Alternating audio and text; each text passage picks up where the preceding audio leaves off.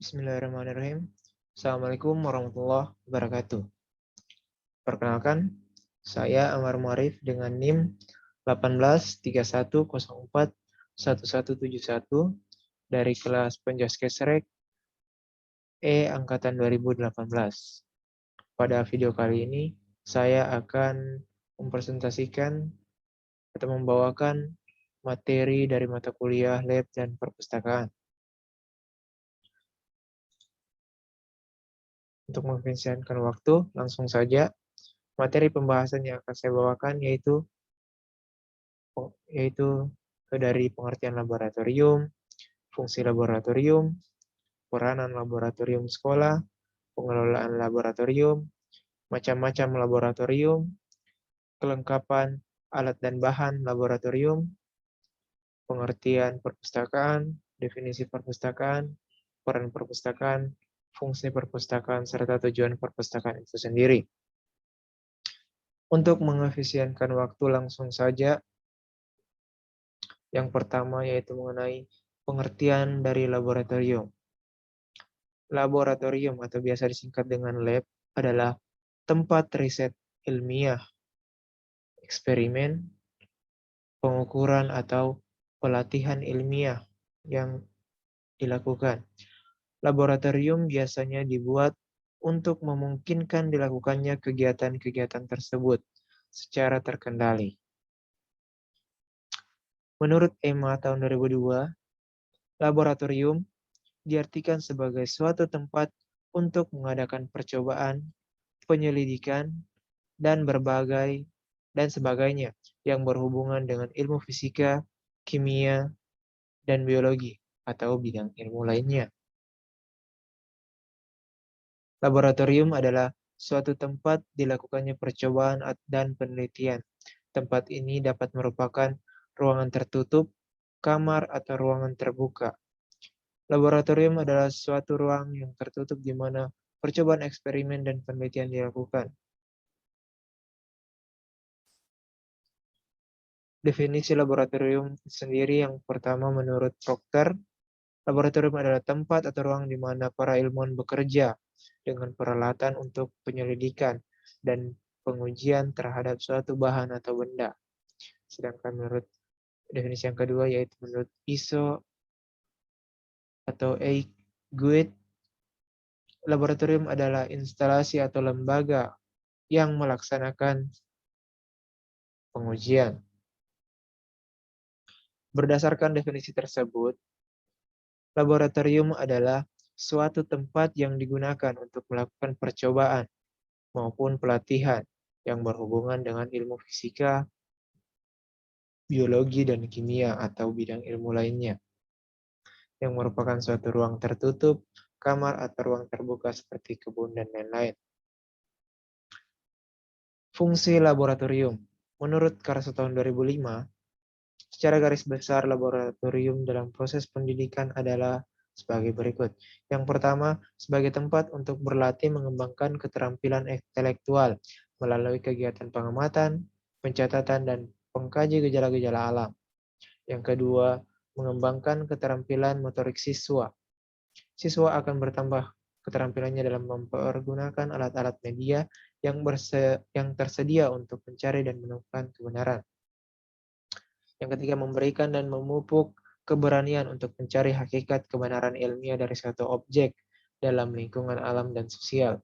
Yang keempat, memupuk rasa ingin tahu siswa sebagai model sikap ilmiah sebagai seorang calon ilmuwan. Yang kelima, membina rasa percaya diri sebagai akibat keterampilan dan pengetahuan atau penemuan yang diperoleh.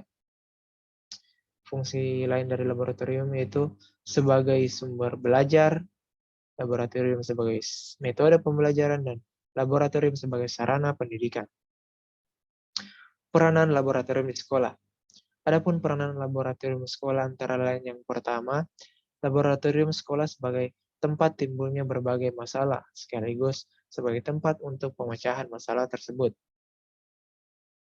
Yang kedua, laboratorium sekolah sebagai tempat untuk melatih keterampilan serta kebiasaan menemukan suatu masalah dan sikap teliti. Yang ketiga, Laboratorium sekolah sebagai tempat yang dapat mendorong semangat peserta didik untuk memperdalam pengertian dari suatu fakta yang diselidiki atau diamati. Yang keempat, laboratorium sekolah berfungsi pula sebagai tempat untuk melatih peserta didik bersikap cermat, bersikap sabar dan jujur, serta bersikap kritis dan cekatan. Yang terakhir, laboratorium sebagai tempat bagi para peserta didik untuk mengembangkan ilmu pengetahuannya. Selanjutnya, pengelolaan laboratorium. Banyak faktor-faktor yang menyebabkan bergesernya laboratorium sebagai tempat untuk mengamati, menemukan, dan memecahkan suatu masalah menjadi ruang kelas atau gedung. Di antara lain, yaitu kurangnya kemampuan dalam mengelola laboratorium sekolah. Yang kedua, kurangnya pemahaman terhadap makna dan fungsi laboratorium sekolah, serta implikasinya bagi pengembangan dan perbaikan sistem pembelajaran ilmu pengetahuan alam. Ironisnya, keberadaan laboratorium sekolah dianggap membebani sehingga jarang dimanfaatkan sebagaimana mestinya. Yang ketiga, terbatasnya kemampuan guru dalam penguasaan mata pelajaran. Yang keempat, belum meratanya pengadaan dan penyebaran alat peraga kit ilmu pengetahuan alam sehingga menyulitkan bagi pusat kegiatan guru untuk menjalankan fungsi pembinaannya sebagai kepada para guru. Macam-macam laboratorium. Yang pertama itu laboratorium pendidikan, yaitu laboratorium yang digunakan untuk pendidikan, terutama di tingkat SD, SMP, maupun SMA. Yang kedua yaitu laboratorium riset. Laboratorium ini laboratorium yang digunakan oleh para praktisi ilmuwan dalam upaya menemukan suatu untuk meneliti suatu hal yang di bidangnya.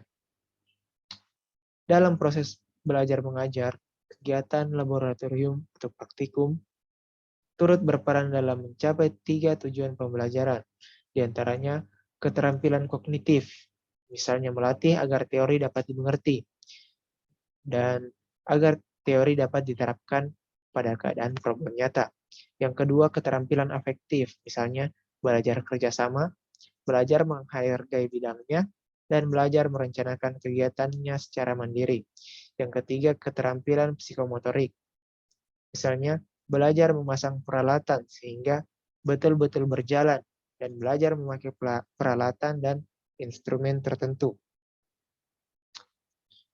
Kelengkapan alat dan bahan laboratorium. Adapun administrasi alat praktik ilmu pengetahuan alam menurut Sukarso pada tahun 2005 terdiri dari beberapa bagian, antara lain kartu stok untuk mengetahui jumlah alat dan bahan yang tersedia di laboratorium tersebut dan tempat penyimpanannya. Yang kedua, buku inventaris, tempat catatan tentang jumlah semua barang yang ada di laboratorium termasuk perabot laboratorium.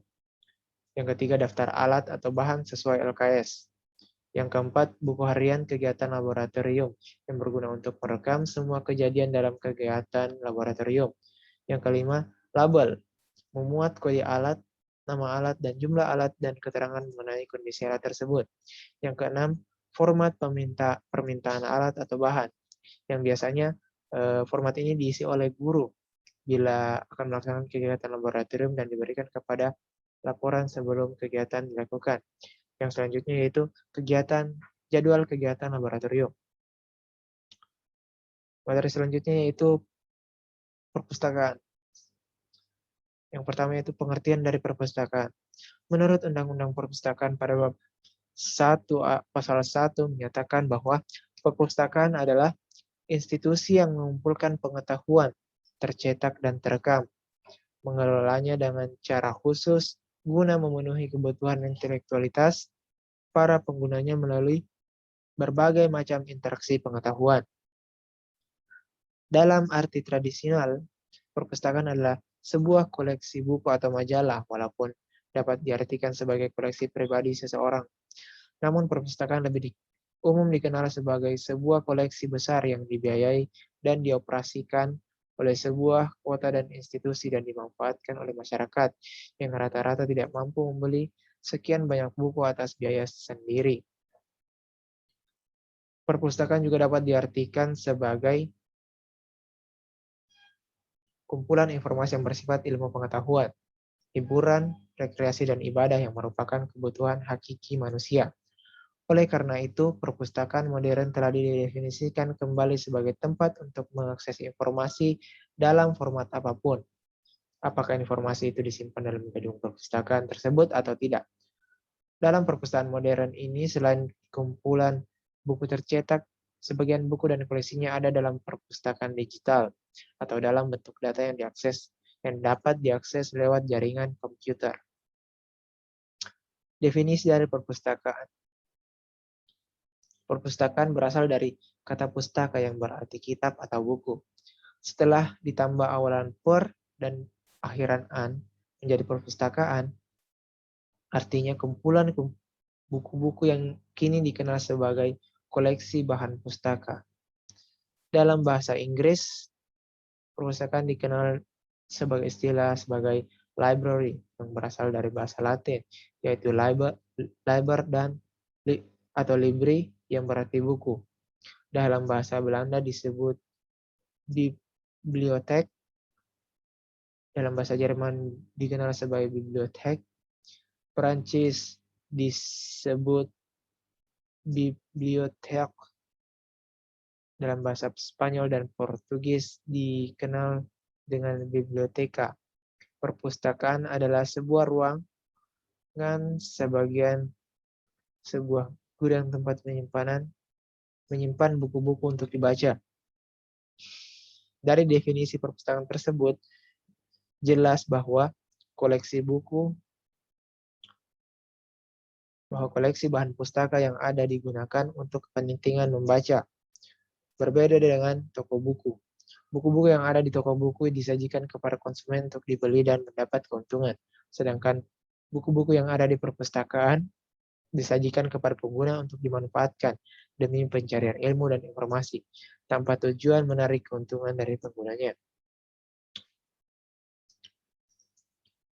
Tidak semua gedung yang berisi buku dapat disebut perpustakaan, tetapi harus ada persyaratan yang harus dipenuhi.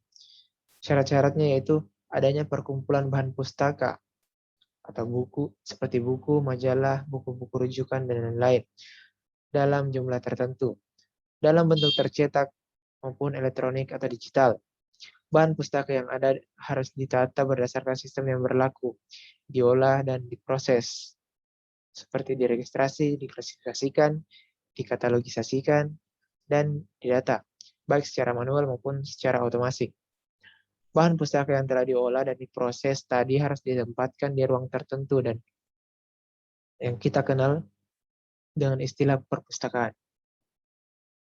Perpustakaan atau sirkulasi bahan pustaka harus dikelola oleh petugas yang profesional yang mempunyai kemampuan mengelola peredaran bahan pustaka, baik secara manual maupun yang sudah terautomasi. Ada pengguna perpustakaan yang memanfaatkan koleksi bahan pustaka untuk kepentingan ilmu pengetahuan, penelitian, observasi, dan hal lain yang berkaitan dengan belajar dan menimba ilmu. Yang terakhir, perpustakaan merupakan institusi yang menunjang tridharma perguruan tinggi, baik itu universitas ataupun institut, dan merupakan mitra bagi lembaga-lembaga lainnya, baik formal maupun informal. Peran perpustakaan. Perpustakaan merupakan upaya untuk memelihara dan meningkatkan efisiensi dan efektivitas proses belajar mengajar. Perpustakaan yang terorganisir secara baik dan sistematis, secara langsung ataupun tidak langsung dapat memberikan kemudahan bagi proses belajar mengajar di sekolah ataupun perpustakaan tersebut berada.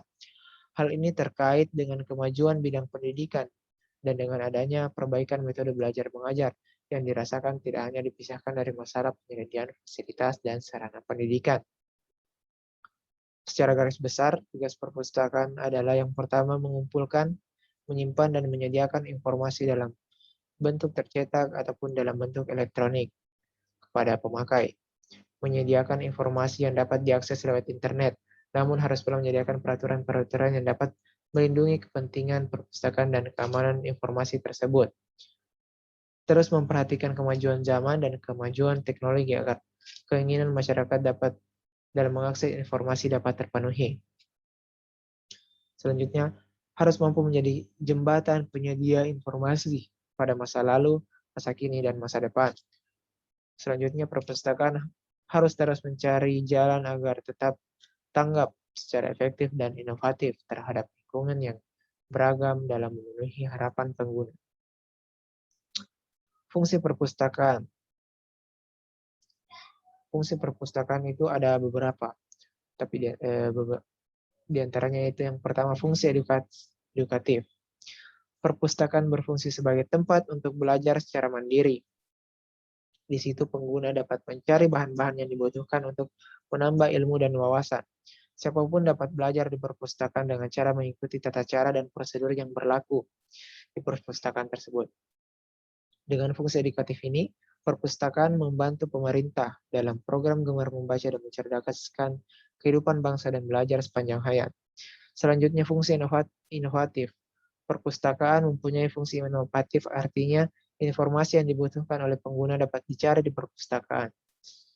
Jenis informasi yang akan didapat tergantung jenis perpustakaannya. Apakah itu perpustakaan perguruan tinggi, perpustakaan khusus, dan perpustakaan sekolah, yang informasinya biasanya bersifat ilmiah atau semi-ilmiah. Ada juga yang non-ilmiah atau populer. Ataupun perpustakaan nasional dan perpustakaan umum, yang informasinya lebih beragam dari yang populer hingga bersifat ilmiah.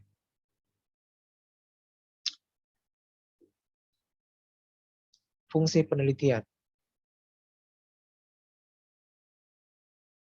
Fungsi penelitian artinya sumber informasi yang ada di dalam perpustakaan tersebut dapat digunakan sebagai bahan rujukan untuk melakukan penelitian. Berbagai informasi dapat dijadikan dasar untuk proposal penelitian. Penunjang penelitian atau tinjauan pustaka yang biasanya dapat diambil menjadi bahan pertimbangan untuk menarik kesimpulan dan saran dari suatu penelitian. Umumnya fungsi ini terdapat pada perpustakaan perguruan tinggi, baik negeri maupun swasta dan perpustakaan khusus. Selanjutnya, perpustakaan kultural. Perpustakaan mempunyai fungsi kultural, artinya memiliki dan menyediakan bahan pustaka, baik tercetak maupun elektronik yang menyajikan kebudayaan daerah, kebudayaan suatu negara maupun kebudayaan antar negara. Di perpustakaan juga tersimpan koleksi hasil karya budaya manusia dari masa ke masa yang dapat dijadikan rujukan untuk mempelajari sejarah peradaban manusia. Fungsi rekreasi, artinya pengguna dapat mencari koleksi bersifat populer dan menghibur. Di samping itu, pengguna dapat menggunakan media audio visual seperti TV, VCD, dan lain-lain, serta koran yang disediakan di perpustakaan tersebut. Untuk beberapa perpustakaan, ada yang menyediakan taman dan mendekorasi ruang perpustakaan menjadi tempat yang nyaman dan toko buku, warnet, sampai minimarket. Tujuan perpustakaan yaitu untuk membantu masyarakat dalam segala umur dengan memberikan kesempatan dengan mendorong melalui jasa pelayanan perpustakaan agar mereka dapat mendidik dirinya sendiri secara berkesinambungan, dapat tanggap dalam kemajuan pada berbagai lapangan ilmu pengetahuan, kehidupan sosial dan politik, dapat memelihara kemerdekaan berpikir dan konstruktif untuk menjadi anggota keluarga dan masyarakat yang baik, dapat mengembangkan kemampuan berpikir kreatif, membina rohani, dan dapat menggunakan kemampuan untuk dapat menghargai hasil seni dan budaya manusia, dapat menimbulkan taraf kehidupan sehari-hari dan lapangan pekerjaan, dapat menjadi warga negara yang baik dan berpartisipasi secara aktif dalam membangun pembangunan nasional dan dalam membina saling pengertian antar negara, dan dapat menggunakan waktu senggang dengan baik yang bermanfaat bagi kehidupan pribadi dan sosial. Mungkin itu saja yang dapat saya sampaikan. Apabila ada kata-kata yang kurang berkenan, saya mohon maaf. Saya akhiri, wabillahi taufiq wal hidayah. Wassalamualaikum warahmatullahi wabarakatuh.